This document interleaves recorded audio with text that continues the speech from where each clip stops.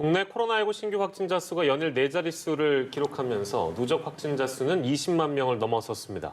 10만 명까지는 약 1년 2개월이 걸렸지만 20만 명이 되는 데에는 불과 4개월여밖에 걸리지 않은 셈입니다. 네, 이런 빠른 확산세에 전문가들은 4단계 연장은 물론이고 추가 방역 조치도 필요하다고 목소리를 높이고 있는데요. 오늘 관련 소식은 두 분과 짚어봅니다.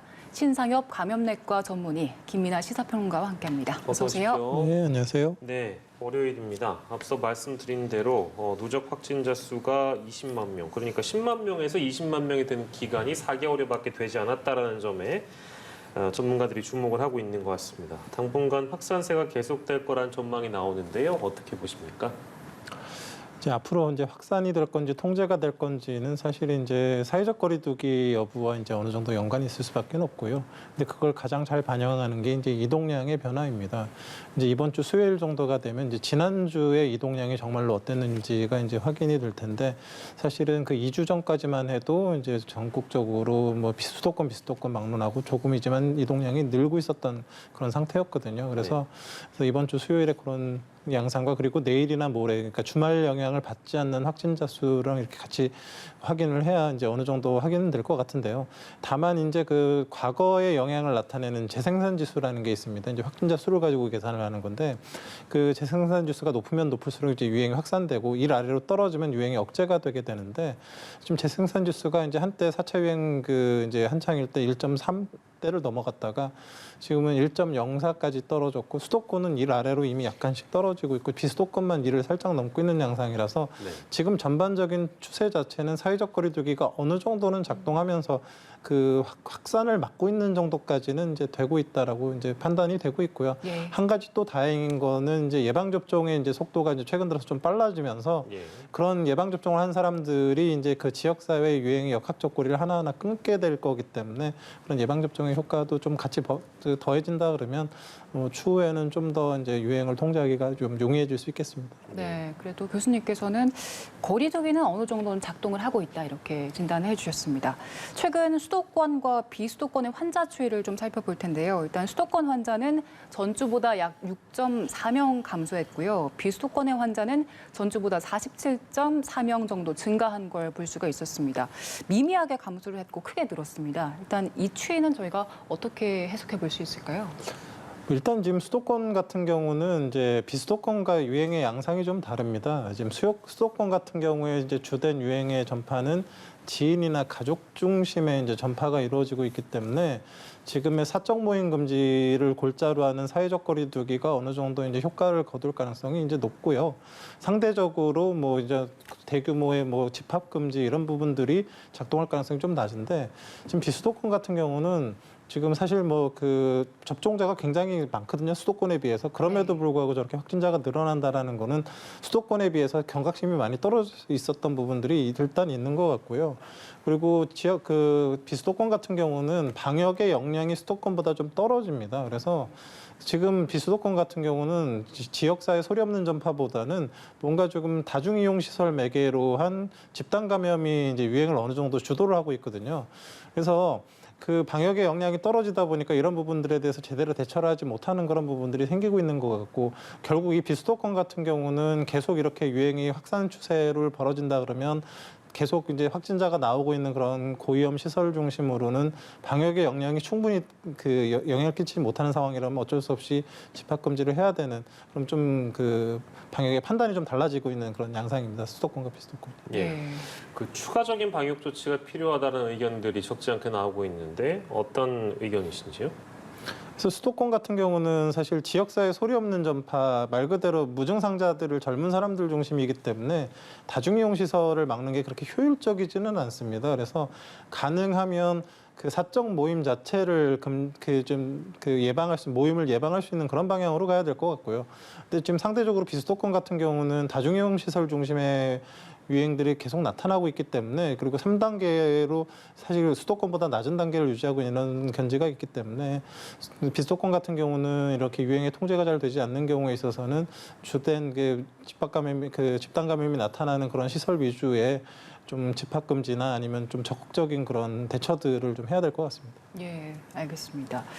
그리고 일각에서는 지금 사적 모임 제한 조치가 그다지 효과가 크지 않다 이런 지적들이 나오고 있어요. 앞서 수도권에서는 지인이나 가족 간 전파가 많다고 말씀을 해주셨는데 그래서 지금 사적 모임 인원 제한은 제대로 작동하지 않고 있기 때문에 여기에 대해서 또 추가적인 뭔가 조치가 필요하지 않을까 이런 지적에 대해서 어떻게 보십니까?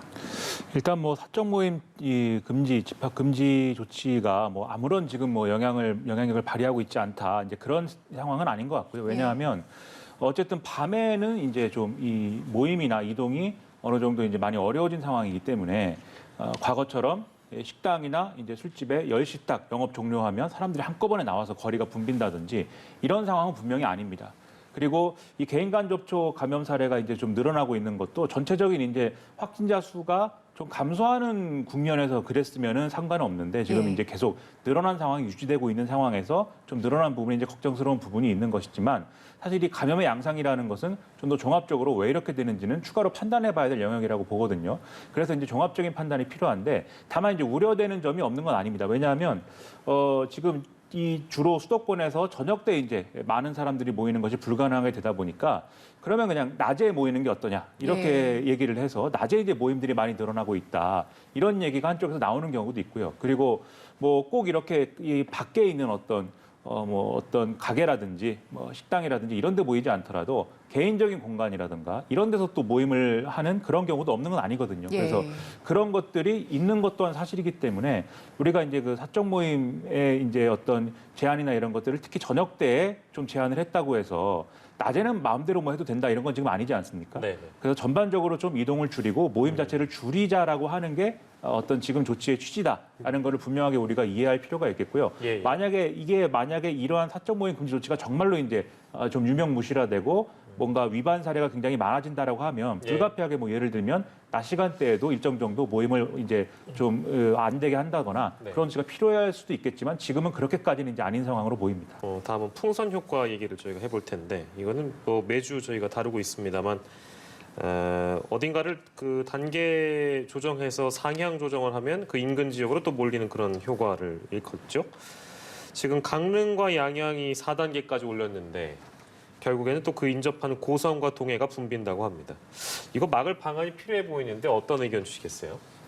일단 뭐 지금 동해안에 이제 그 있는 해수욕장에 지난 주말에 한 피서객이 93만 명 정도가 갔는데 이 중에 67만 명 정도가 고성군으로 갔다라는 거지 않습니까? 고성군이라고 하면 이제 강원도 중에서도 이제 최북단에 있는 그러한 곳이죠. 보통은 이제 고성군으로 그렇게 가지는 않는데 이렇게 뭐 여러모로 교통이 개선되고 뭐 이런 좀 변화가 있었다고는 하지만 지난해에 비해서 너무 많이 이제 몰린 거를 볼 때 확실하게 지금 말씀하신 강릉이라든가 양양의 이제 4단계 거리두기의 영향이다. 이렇게 이제 볼 수밖에 없는 그런 상황인데요. 이게 이제 이 수도권에서 또는 이제 다른 이제 지역에서 피서를 간다라고 했을 때 결국 내가 피서를 가겠다라고 마음을 먹었으면 결국은 이제 거리두기 단계가 낮은 곳으로 갈 수밖에 없는 그런 현실적인 또 조건이 있는 것이죠. 그래서 전반적으로는 이러한 좀 피서를 가고 싶은 그러한 이제 욕구가 있다 할지라도 좀 어느 정도 지금 참아야 되는 그런 국면이다라는 거를 국민들에게 좀 더 이제 설득을 하는 그런 여러 가지 수단들이 필요할 것 같고요.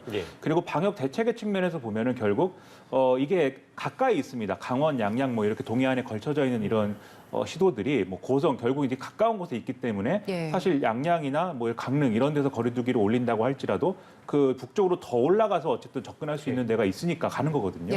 그렇게 본다고 하면은 적어도 이렇게 풍선 효과가 쉽게 일어날 수 있는 이런 시도의 경우에는 거리두기를 이제 좀 상향을 할 때 같이 상향을 하는 게 합리적이지 않겠느냐라고 이제 볼 수 있는 그런 대목도 있는데 사실 이것도 이제 휴가 가는 사람이 마음을 어떻게 먹느냐에 따라서 뭐 효과가 있을 수도 있고 없을 수도 있습니다. 하지만 적어도 이 광역지자체 수준에서 그 정도의 어떤 판단이나 이런 기준을 가지고 좀 이 기초단체에 요청을 하고 이런 과정은 필요할 걸로 보이고 아예 이제 광역지자체가 전반적으로 이제 거리두기를 상향할 때는 일률적으로 좀 기초단체 수준에서도 다 맞추자 이런 주장도 있는데 이게 너무 이제 또 이렇게 강원도처럼 넓은 어떤 그런 광역지자체의 경우에는 각 시군별로 상황이 너무 다르다 보니까 이렇게 좀 일률적으로 정하기가 또 어려운 측면도 분명히 있거든요. 그래서 이런 모든 거를 좀 감안을 해야 되는데 절충을 해서 지금 말씀드린 대로 인접한 부분에 분명하게 풍선 효과가 발생할 가능성이 있다라고 판단되는 데에 있어서는 좀 묶어서 관리를 하는 게 필요할 것 같습니다. 네, 강릉이 4단계라고 그렇게 올라가는 분들도 계셨는데 강릉에서 그냥 위반을 한 사례도 있었습니다. 지금